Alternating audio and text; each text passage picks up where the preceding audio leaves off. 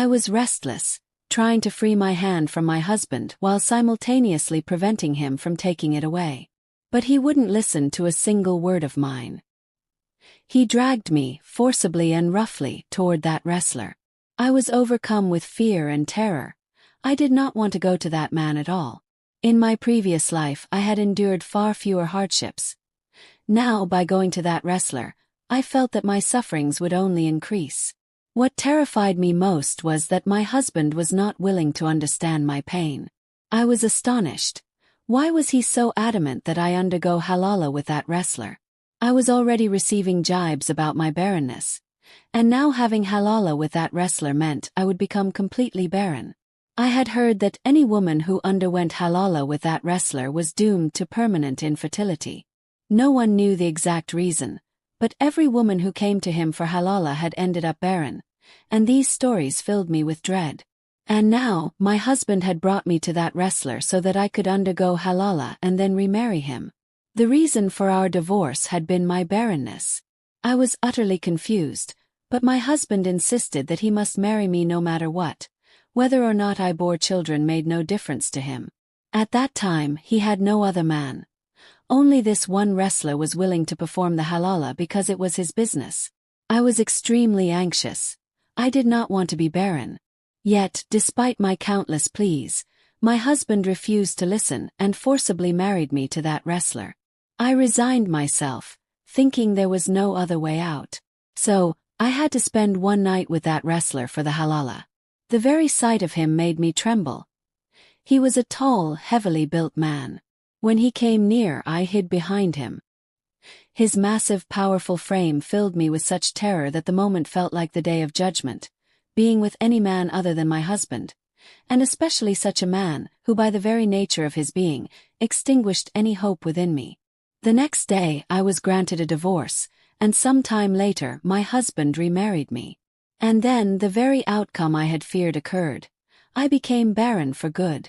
Who knows how many women had suffered the same fate? Including me, all the women were forced into halala, and whenever no other man was available, this wrestler was called upon.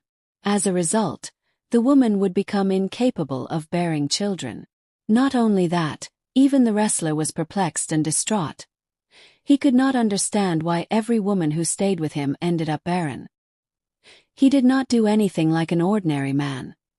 He would simply spend one night with her and then grant a divorce the next day.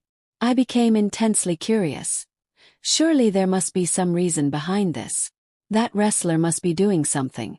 A secret, a hidden truth, that he kept from all of us, pretending as though he did not know what was happening. I resolved that no other woman should have to endure the agony of infertility. I was determined to uncover the truth. I was convinced that he was doing something that led to this problem. But what exactly? That was what I needed to know. We lived in the same neighborhood, and I often encountered him face to face. I began trying to learn his secret, and one day, his secret was revealed to me, and it shattered my world. The truth that I learned was so horrifying that my very soul nearly perished. It felt as if the earth had given way beneath my feet. My entire body was drenched in sweat as I was overwhelmed by shock and grief. I had never imagined that I would hear something like this. I had assumed perhaps there was some disease that caused women to become barren. But the truth I discovered was as if the sky had collapsed upon me. I was in such a state of sorrow and anger. I had been so deeply betrayed, and I was not the only one. Countless other women, including myself, had suffered the same treachery. The truth was so ghastly that even if I wanted to, I could not bear it. I was completely paralyzed. Standing on my own 2 feet became nearly impossible.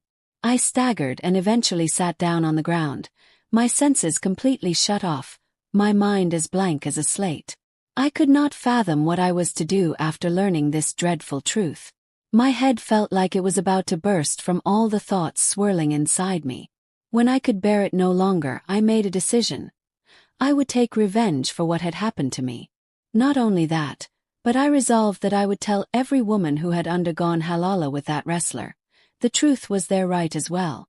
For, under the guise of halala, my husband had divorced me so suddenly that I could barely comprehend it. A deep uncertainty had taken hold of me. I silently harbored a hatred for my husband and, in tears, returned to my parental home. I had thought that I would live my life at my family's place, somehow coping with the injustice my husband had inflicted upon me.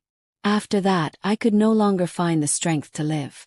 But then, to my utter disbelief, my husband contacted me. He apologized, saying that he had made a mistake in a fit of anger, that otherwise he would have loved me beyond measure. I could not believe his words. What kind of love was it that could destroy such a strong bond in mere moments? I had once been his beloved wife. He had chosen me to be his bride, and after our wedding, he had cherished me, filling my life with joy through his dower. But after 2 years, when I still had not borne a child, my in-laws began to hurl insults at me, humiliating me at every opportunity. My mother-in-law would speak to my husband while sitting, saying, "I told you, don't be stubborn. This woman will only bring unrest into your life. Look at